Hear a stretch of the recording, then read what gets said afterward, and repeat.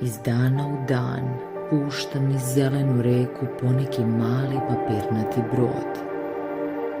Svaki sam od njih ukrasio krupnim crnim slovima mog imena i sela u kom živim.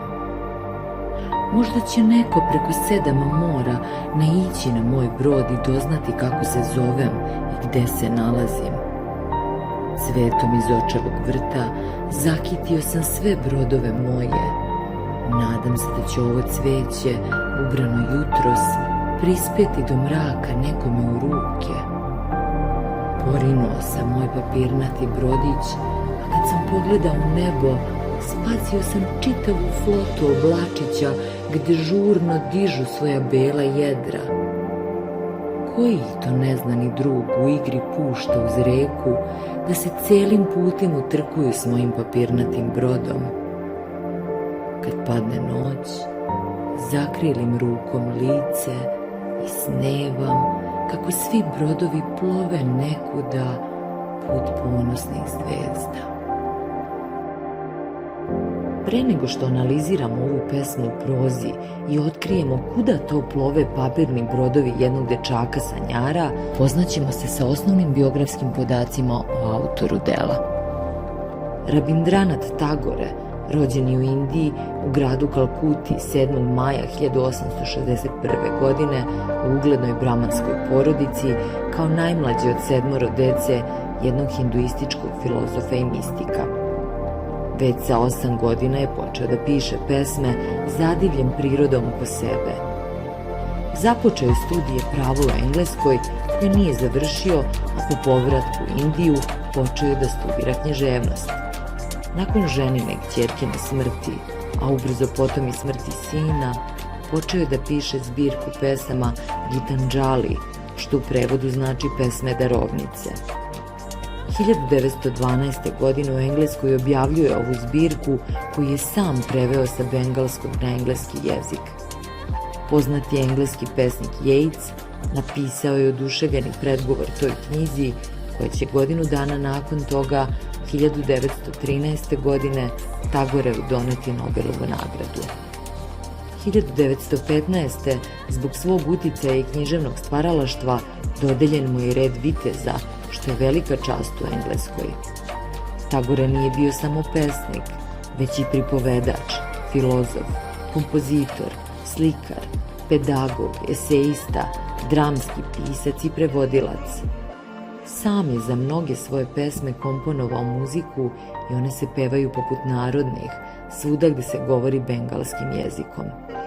14. novembra 1926. godine bio je u poseti Beogradu. Dvodnevni boravak u Beogradu Tagore je počeo susretom sa istaknutim piscem i novinarom Stanislavom Vinaverom.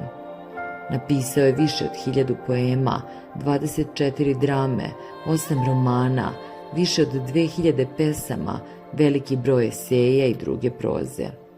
Umro je 7. avgusta 1941. u rodnoj Kalkuti. Papirni brodovi je pesma iz dečje zbirke pesama Polumesec, objavljene 1903. godine i zasnovana je na iskustvu iz detinjstva. Književni rod je lirika, a književna vrsta pesma u prozi. Pesma u prozi je lirska pesma u obliku proznog teksta napisana slobodnim stihom. Temu pesme određuje iskustvo dečaka koji pušta papirne brodove niz reku, sanja i mašta o poznanstvima i susretima, prijateljstvima, vezama, prepoznavanju i priznavanju, dalekim predelima i spoznajama. Lirski subjekt je dečak, kojeg zatičemo u maštovitoj igri pokraj reke. Obala reke je onaj topao kutak detinjstva, začaran prostor nesputane detinje igre u kojem on, uljuljkan snovima o čudesnom svetu koji ga mami, koji želi da upozna, provodi slobodne trenutke, sate i dane. Iz dana u dan puštam niz zelenu reku poneki mali papirnati brod. Vremenska odrednica iz dana u dan svedoči o posvećenosti, dubini, kontinuitetu, brižljivosti kojom lirski subjekt gradi svoj unutrašnji svet. Indikativan je prostor u kojem se njegova igra odvija. Dečak je pored reke, zagledan u tok, proticanje, penušavu igru života koji odmiče, otiče, a koji pokušava da odgonetne. Dečak je maštovit, sanjar, umetnik kojeg mami voda, element života koji se vezuje za osjećanja i snove.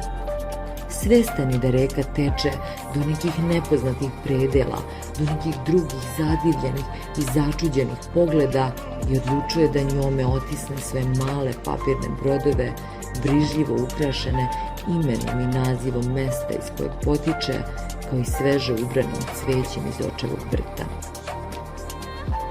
Kao da ga vidimo kako pažljivo, strpljivo i čitko krupnim crnim slovima piše svoje ime, da ne bi kakva nehotična slovna pogreška osujetila susrete koje očekuje. Brodić je ukrasio ne bilo kojim cvećem, već i negovanim ljubavlju, onim iz očevog vrta. Naslućujemo koliko mu je poznanstvo sa nekim preko 7 mora važno. Dečak čezna za ljubavlju, prijateljstvom, prepoznavanjem i prihvatanjem.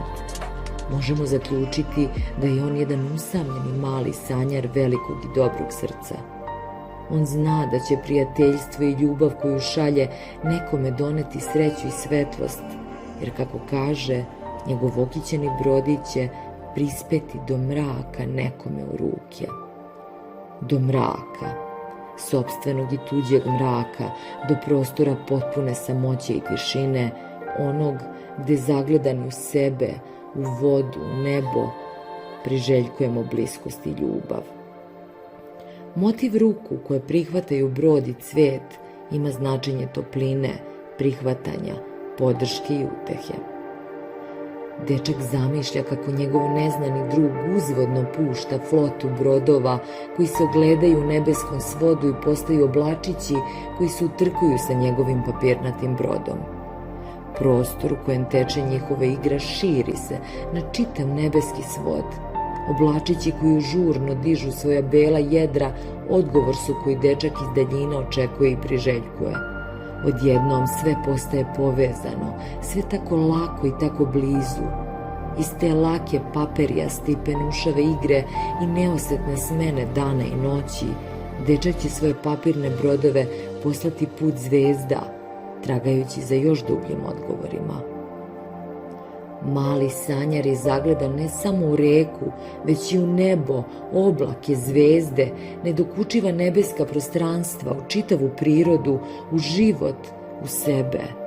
On je maštovit, radoznao, pažljiv, strpljiv, osetljiv. Ova pesma u prozi svedoči o našoj potrebi da ostavimo trag u svetu, u drugome. Potrebi da budemo vidljivi, prihvaćeni, da se naše postojanje ne raspadne u stih i reke života, ne razlije poput mastila na nepostojanoj podlozi, ne rasprši poput nestalnih paperijastih oblaka, potrebi da odgonetnemo, znamo, upoznamo, da se povežemo, potrebi da život sagledamo šire i dublje i pronađemo svoje mesto u nepredvidivom toku života, u nestalnoj igri oblaka, tu negde na neprozirnom putu ponosnih zvezda. Život je tok, promena, transformacija, plovidba bez kraja, maštanje o daljinama, snovi o bliskosti, o premošćavanju distancije i razlika, pobedi nad strahom, samoćom i mrakom.